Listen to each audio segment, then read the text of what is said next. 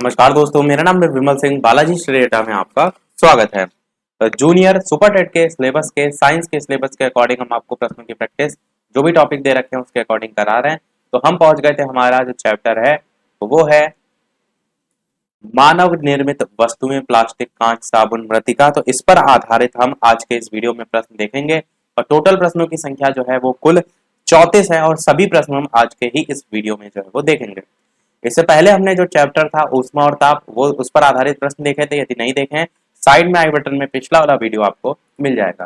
तो चलिए स्टार्ट करते हैं। मानव निर्मित वस्तुएं, प्लास्टिक, कांच, साबुन, मृतिका, इस पर आधारित कुल 34 जो है वो प्रश्न। प्रश्न नंबर 1 है कि थर्मोसेटिंग तथा थर्मोप्लास्टिक बहुलक का उदाहरण जो है इनमें से कौन सा है? बताइए। चार ऑप्शन में से थर्मोसेटिंग तथा थर्मोप्लास्टिक जो बहुलक है उसका उदाहरण जो है इनमें से कौन सा है? ऑप्शन एबीसीडी, चार ऑप्शन है, बताइए इनमें से कौन सा सही होगा। आंसर की बात करते हैं ऑप्शन एबीसीडी में से, तो आपका बी वाला ऑप्शन बेकेलाइट और पॉलीस्टाइरीन जो है वो आपका बिल्कुल सही होगा। थोड़ा सा अगर बात करें यहाँ पर थर्मोसेटिंग प्लास्टिक होता क्या है, तो थर्मोसेटिंग प्लास्टिक होता है कि तापमान का इस पर कोई असर नहीं पड़ता है। इसका बार बार आप इस्तेमाल भी जो है वो नहीं कर सकते। इसे गर्म करने पर केवल एक बार आकृति आप जिसमें भी चाहते हैं डाल सकते हैं, तो वो आती थर्मोसेटिंग। सेटिंग में वर्ड ही आ रहा है सेट, एक बार आपने सेट कर दिया फिर उसको आप बार बार नहीं बदल सकते। इसके उदाहरण में सबसे ज्यादा पूछा जाता है बेकेलाइट, ये तो आपको एकदम रटा होना चाहिए। ध्यान रखिएगा, थर्मोसेटिंग प्लास्टिक का उदाहरण है बेकेलाइट। और एक और उदाहरण है वो भी बहुत पूछा जाता है, वो है मेलामाइन। मेलामाइन भी इसी का उदाहरण है। ये दोनों उदाहरण आपको एकदम रटे होने चाहिए। और अगर बात करते हैं थर्मोप्लास्टिक की, तो थर्मोप्लास्टिक ऐसा प्लास्टिक होता है या ऐसा प्लास्टिक पॉलीमर होता है जो कि तापमान बढ़ने पर अधिक कम कोमल हो जाता है और गिरने पर उसका जो टेम्परेचर गिरता है तो उस पर ठोस हो जाता है। तो ये आपका थर्मोप्लास्टिक होता है और इसका उदाहरण क्या हो जाएगा? पॉलीस्टाइरीन। और इसका एक और एग्जाम्पल बहुत पूछा जाता है, वो है नायलॉन। तो नायलॉन भी जो है इसी का जो है वो एग्जाम्पल है। ये भी जो है वो याद रखिएगा। अगला प्रश्न देखते हैं आपका दूसरा, कि विद्युत यंत्रों में बेकेलाइट का प्रयोग किया जाता है क्योंकि यह उष्मा का कुचालक सुचालक है और विद्युत का सुचालक है, या फिर विद्युत का कुचालक है, या फिर थर्मोप्लास्टिक है। तो बताइए, विद्युत यंत्रों में बेकेलाइट का प्रयोग किया जाता है, ऐसा क्यों है? आंसर की बात करते हैं तो ये आपका विद्युत का कुचालक के अंतर्गत आता है। आपका सी वाला ऑप्शन जो है वो बिल्कुल सही हो जाएगा, विद्युत का कुचालक है। तीसरा प्रश्न आपका है कि प्लास्टिक के जो सामान्य विशिष्ट गुण हैं वो आपको बताने में कौन कौन से हैं, जैसे कि टिकाऊ हो गया, सुचालक है कि नहीं है, अभिक्रियाशील है कि नहीं है। इसी पर बेस्ड आपके चार ऑप्शन दिए हुए हैं। तो बताइए कि प्लास्टिक के सामान्य विशिष्ट गुण इनमें से कौन कौन से होंगे? आंसर की बात करते हैं इन चार ऑप्शन में से, तो आपका डी वाला ऑप्शन टिकाऊ, वजन में हल्के और अनअभिक्रियाशील, डी वाला ऑप्शन आपका सही होगा। अगला प्रश्न देखते हैं आपका चौथा, कि निम्नलिखित में से सत्य कथन छाटिए। पहला ऑप्शन है कि बेकेलाइट थर्मोप्लास्टिक है जबकि मेलामाइन थर्मोसेटिंग प्लास्टिक है। बी ऑप्शन है मेलामाइन थर्मोप्लास्टिक और जबकि बेकेलाइट थर्मोसेटिंग प्लास्टिक है। सी ऑप्शन है बेकेलाइट और मेलामाइन दोनों ही थर्मोप्लास्टिक हैं और डी ऑप्शन है बेकेलाइट और मेलामाइन दोनों ही थर्मोसेटिंग प्लास्टिक है। तो चार ऑप्शन में बताना है कौन सा ये जो है वो सत्य कथन है। बाकी एग्जाम्पल मैंने ऊपर बताए थे क्लियर, अगर ध्यान से चीजों को आपने याद किया होगा तो आसानी से कर ले जाएंगे। उत्तर की बात करते हैं तो डी वाला आपका ऑप्शन सही होगा। बेकेलाइट और मेलामाइन दोनों ही आपके थर्मोसेटिंग प्लास्टिक हैं। मैंने बताया भी था ना कि बेकेलाइट और मेलामाइन यही दोनों अधिकतर पूछे भी जाते हैं। तो ये थर्मोसेटिंग, एक बार सेट कर दिया हो गए, बार बार नहीं बदल सकते हैं।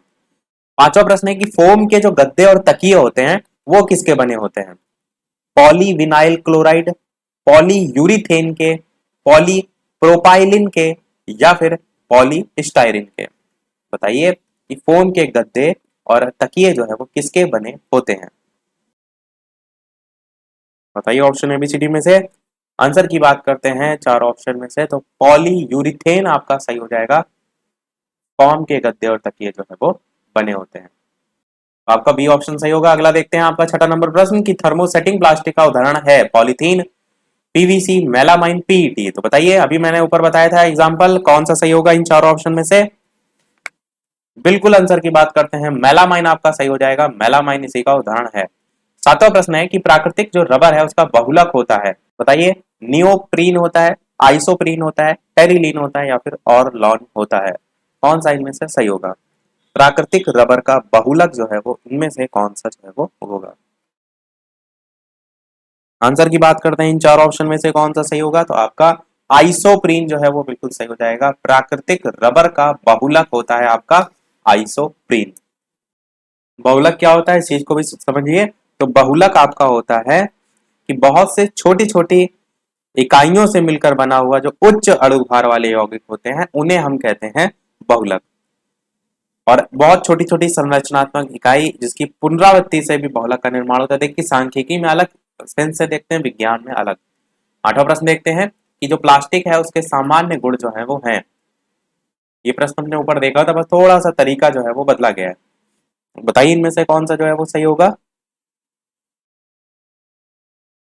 आंसर की बात करते हैं तो आपका टिकाऊ होती है प्लास्टिक, वजन में हल्की होती है और अनअभिक्रियाशील होती है। आई थिंक ये क्वेश्चन डबल बार हो गया, चलिए कोई नहीं। अगला देखते हैं नवा प्रश्न। विद्युत यंत्रों में बेकेलाइट का प्रयोग किया जाता है।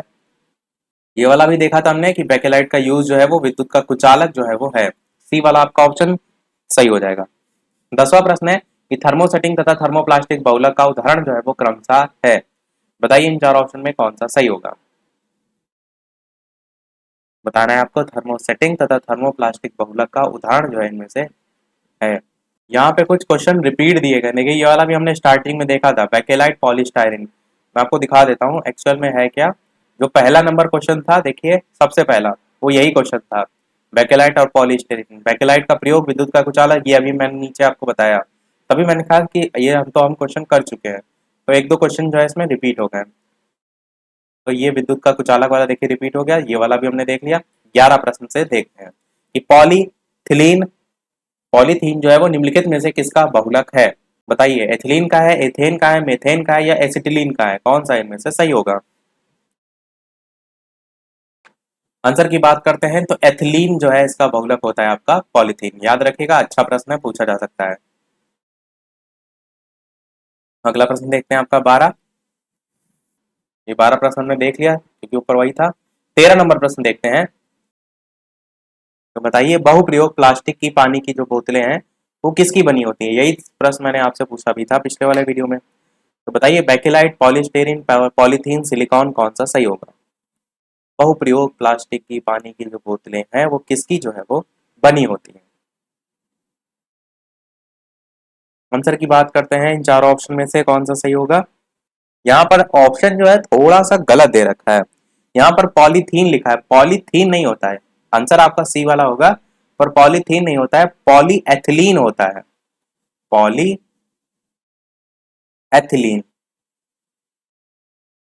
और पूरा नाम इसका क्या होता है? पॉलीएथिलीन टेराफ्थलेट। स्पेलिंग में लिख देता हूं, TEREPHTHALATE।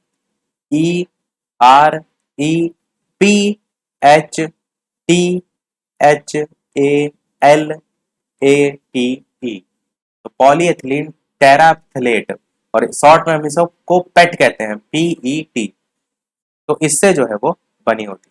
वैसे पॉलीएथिलीन याद रखिएगा, यही आपसे जो है वो पूछा जाता है। 40 नंबर प्रश्न देखते हैं। बताइए कि पॉलीमर की किस पॉलीमर का उपयोग फर्श की टाइल बनाने में किया जाता है? बढ़िया प्रश्न है। पॉलीविनाइल क्लोराइड, कार्बोनिल, टेफ्लॉन या नाइलॉन? और ऑप्शन है, बताइए किस पॉलीमर का यूज फर्श की टाइल बनाने में किया जाता है। साथ ही साथ वीडियो पसंद आए तो वीडियो को लाइक भी अवश्य करते रहिएगा, ताकि इसी प्रकार अच्छे अच्छे प्रश्न हम प्रैक्टिस आपको कराते रहें सभी चैप्टर वाइज, जो भी सारी चीजें आपके कोर्स में है। लाइक भी अवश्य सभी लोग जो है वो करते रहेगा। आंसर की बात करते हैं तो पॉलीविनाइल क्लोराइड आपका ये ए वाला ऑप्शन जो है वो सही हो जाएगा। इसका यूज किया जाता है फर्श की टाइल बनाने में। 15 नंबर प्रश्न है कि डैश एक थर्मोप्लास्टिक पॉलीमर नहीं है। बताइए इसमें नहीं छाटना है, तो ऑप्शन एबीसीडी में से कौन सा जो है वो सही होगा? आंसर की बात करते हैं इन चार ऑप्शन में से, तो आपका बेकेलाइट बिल्कुल सही होगा। बेकेलाइट आपका एक थर्मोप्लास्टिक पॉलीमर जो है वो नहीं है। स्टार्टिंग में मैंने बताया था थर्मोसेटिंग प्लास्टिक जो है बेकेलाइट और मेलामाइन उदाहरण होते हैं, तो थर्मोप्लास्टिक में जो है ये नहीं आता है। बाकी सब देख लीजिए, पीवीसी हो गया, टेफ्लॉन हो गया, पॉलीस्टीन हो गया, ये पॉलीस्टीन नहीं पॉलीस्टीरीन करके जो ऊपर एक आया था ऑप्शन में, ये सब इसके एग्जाम्पल है। 16 नंबर प्रश्न है कि गर्म शीशे को धीमे धीमे ठंडा करने की प्रक्रिया को क्या कहते हैं? एनेलिंग कहते हैं, या फिर ह्यूमिडिफाइंग कहते हैं, कंडेंसन कहते हैं, या फिर डीकंडेंसन जो है वो कहते हैं। अचानक से ठंडा करेंगे तो चिटक जाएगा, इसीलिए धीरे धीरे ठंडा किया जाता है। उत्तर की बात करते हैं, इन चारों ऑप्शन में से कौन सा सही होगा? तो इसे हम आंसर की बात करते हैं तो इन चारों ऑप्शन में से आपका ए वाला एनिलिंग जो है वो सही हो जाएगा। हिंदी में हम इसे अनिलीकरण कहते हैं, कांच का अनिलीकरण।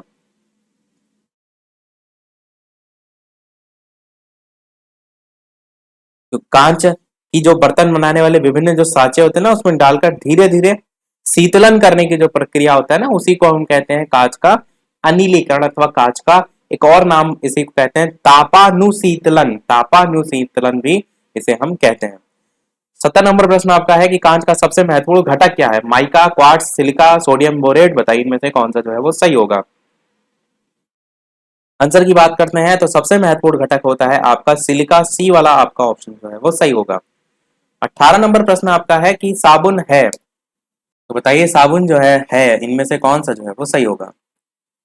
निम्न श्रेणी वसा अम्लों के एल्केली धातुओं के लवण, डोडेसिल बेंजीन सल्फोनेट, उच्च श्रेणी वसा अम्लों के एल्केलाइन धातुओं के लवण, उच्च श्रेणी वसा अम्लों के एल्केली धातुओं के लवण, कौन सा इनमें से जो है वो सही होगा।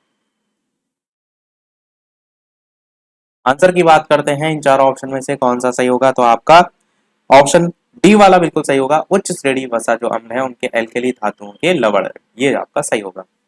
19 नंबर प्रश्न आपका है अपमार्जक है, बताइए प्रबल अम्ल और प्रबल क्षार का लवण है, दुर्बल अम्ल और प्रबल क्षार का लवण है, प्रबल अम्ल और दुर्बल क्षार का लवण है, या दुर्बल अम्ल और दुर्बल क्षार का लवण है। तो अपमार्जक क्या है इनमें से?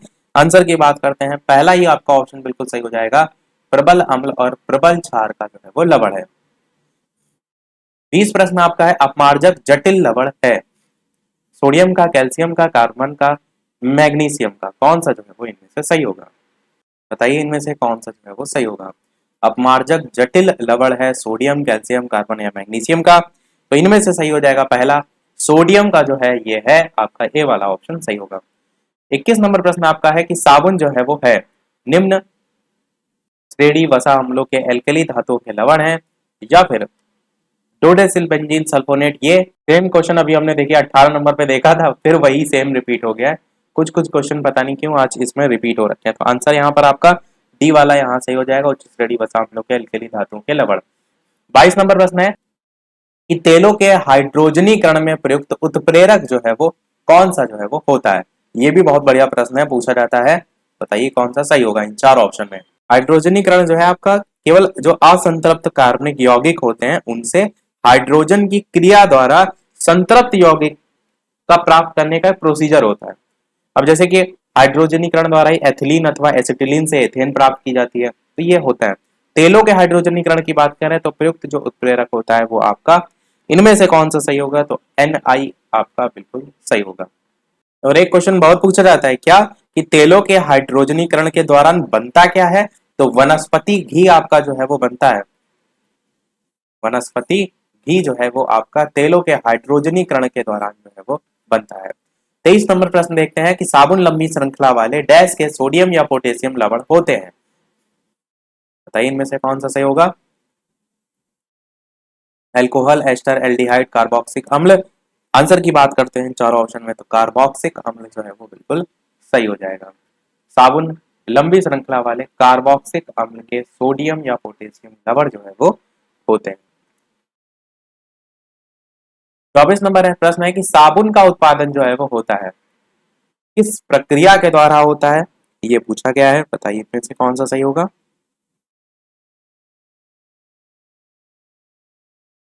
आंसर की बात करते हैं इन चार ऑप्शन में से, तो आपका पहला ही ऑप्शन ग्लिसरॉल के साथ क्षार की प्रक्रिया बिल्कुल सही हो जाएगा, साबुन का उत्पादन इससे होता है।